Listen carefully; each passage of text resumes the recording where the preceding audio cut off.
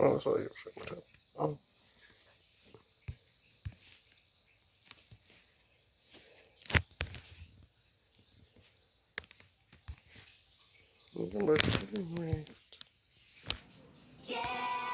Welcome back to Wawa Siptopia, your handcrafted beverage happy. It came out, or have been a little more weary about going to see.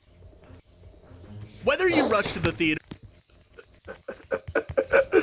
New meme right here.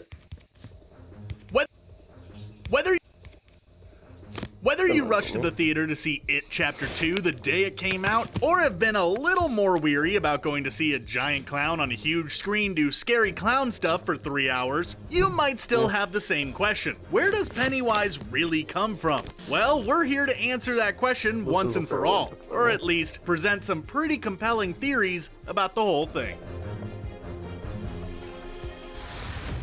We'd like to start things off by saying that we know that Stephen King's source material has a whole lot of detailed info about the whens and whys of Pennywise. But since this is a movie channel and not Oprah's Nightmare Book Club, we're going to stick to what we know best, the movies, which have, of course, diverted in their own ways from the original novel for worse or for better. And in the case of one infamous, seriously cringe-inducing, friendship boundary-pushing group scene that we can't really talk about here, for the way better. So while we will go into some details from the books, this video is going to talk about some of what we know, and some of the most exciting theories out there that try to provide some insight into the ever mysterious Pennywise the Clown. So like little Georgie and that sewer drain, let's dive right in. What do we know for sure about Pennywise? Well, nothing exactly, because he, or whatever you call an entity such as it, has been around for far too long for an exact account. It isn't even really a clown,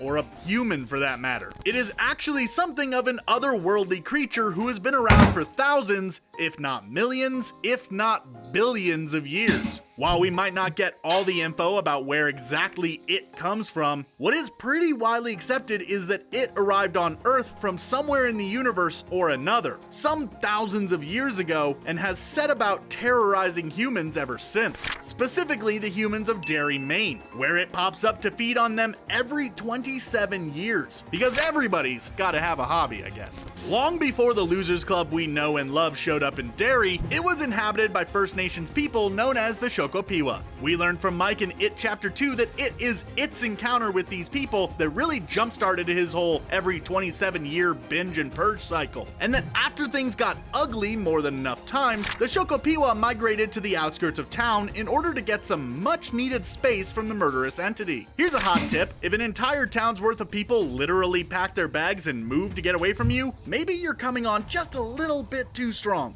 Try rethinking your approach. Be smooth. Devour their children a little less. If they don't swipe right on you, don't find them on Facebook or DM them on Instagram. Let it breathe a little. If it's meant to be, they'll come back. Or not. Probably because of all that child chomping we mentioned earlier. And that whole conjuring up your worst nightmare and presenting it to you thing it seems to enjoy so much. You see, it doesn't just like to feed on people who have been happily holed up in the comfort of their own home, watching Property Brothers for the last 3 consecutive days while wearing a Snuggie and eating a bag of pretzels. Oh no, he likes his dinner frightened. The clown claims that fear acts as something of a seasoning for his dinner, and so he uses his ability to shapeshift into just about anything in order to turn into his subject's worst nightmare before he devours them. But since it's pretty safe to say that there probably weren't any circus clowns wandering around town back in the days of the Shokopiwa people for a supernatural torture demon to draw inspiration from, where and when did he develop his iconic look? Well, when trailers for It Chapter 2 were first released, fans everywhere started buzzing about a few different possible explanations for this. It all started with that scene in which we see the grown-up Beverly revisiting her old home, now occupied by the immediately unsettling elderly Mrs. Kirsch. Beverly, who has apparently never seen a horror movie before, decides to stick around for a while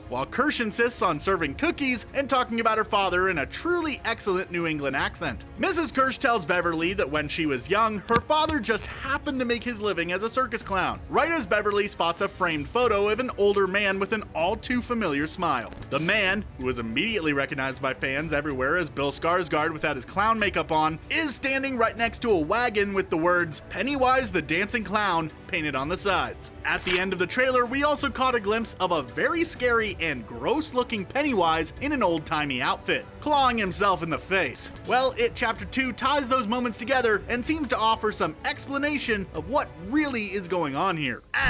And this was in the trailer so we aren't really spoiling anything, Mrs. Kirsch reveals herself to be Pennywise in disguise, causing Beverly to run for the door. At the last second, she looks back and sees the human version of Pennywise from the picture actually applying his clown makeup, and then doing that oh-so-charming face-clawing thing that we talked about just a second ago, creating his trademark appearance. So what does all of this mean? Well, as most theories about this moment go, this was the moment that the entity known as It discovered his favorite and most frightening alter ego, Pennywise. Whether he inhabited the body of Papa Kirsch and became Pennywise that way, or simply copped his look, we don't really know. But either way, ever since becoming the clown, he has taken a real shine to the look. According to the book, It prefers children because they are easier to catch and to frighten, and he knows that clowns are what children are the most afraid of. And he just seems to be having a genuinely great time dancing around as Pennywise. So what's the harm?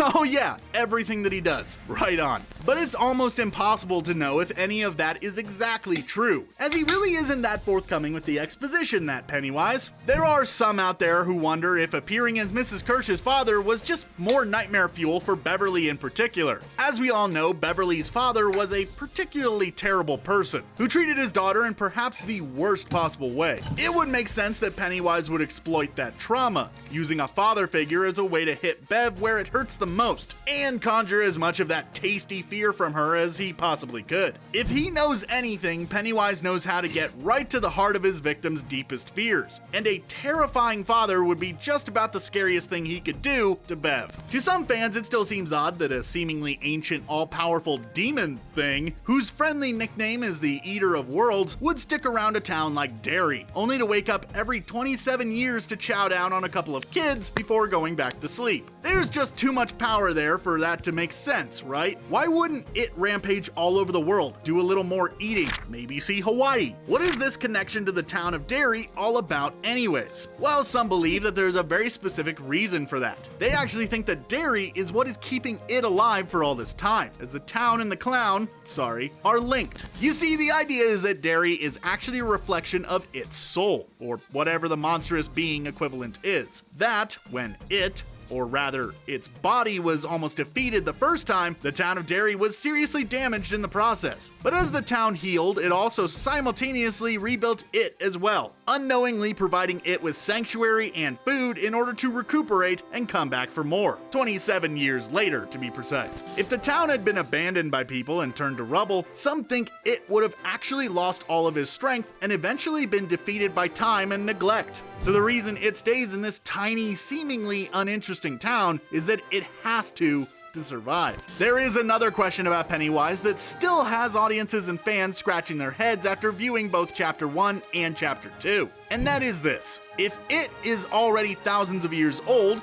and doesn't seem to abide by any constraints, then how is it that a group of human children have been able to take him down? Sure, maybe they didn't defeat him entirely, but they did some serious damage. Well, there is actually a very interesting idea that might just explain all of that. First of all, because it resides in a physical body on this earthly plane, that body can be wounded. It seems as though it has to play by the rules of whatever form it is currently inhabiting. So if it was, let's say, a goldfish, one good toss out of his bowl and onto the ground would be enough to incapacitate him, which means that he is actually vulnerable to beliefs. For example, if he was a vampire, he would be vulnerable to sunlight because that is what we believe about vampires. Likewise, he is vulnerable to the Losers Club because they come to believe that their friendship is strong enough to destroy him. And if you don't think that the collective will of a group of preteens is a good enough weapon to be used against someone, no matter how ancient they may be, well then you probably never went to middle school, did you? You're telling us that a group of kids all yelling insults at you at full volume isn't enough to make you want to go underground for 27 years only to eventually resurface with a mind full of vengeance? Kids are mean on their own, and a super confident group of them?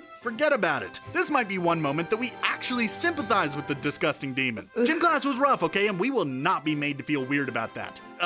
Anyways, so there's a lot of ideas out there about the true origins of Pennywise. Whether or not you believe all of them or not, the truth is we may never get the satisfying, simple answer that we crave. That's the thing about supernatural beings. They're not so easy to pin down. The things that we know for sure are that Pennywise has spent some thousands of years or so terrorizing Derry and its inhabitants, that it feeds on fear and has some serious boundary issues, and the thing that we understand the most about Pennywise the Dancing Clown is that we might not ever totally understand him. Is he simply a vicious predator who finds joy and satisfaction in his brutal business of devouring the youths of the day, and then requires something like a 27-year hibernation period to sleep it off, like a demented post-Christmas dinner nap? Or is he more complicated than that? More, dare we say, vulnerable? Lucky for us, Derry doesn't exist, and you still have to go out of your way to find a clown these days. So unless you really want one, for the most part, you can spend your days happy and clown-free. Now throw on your Snuggie, open a bag of pretzels, turn on whatever home renovation channel puts you the most at ease, and rest easy knowing that Pennywise isn't coming after you. Until they readapt the story in about another decade. Oh, come back anytime. Bring your friends. What do you think about these Pennywise backstories? Have you... Here's my favorite Disney show. That was a farewell.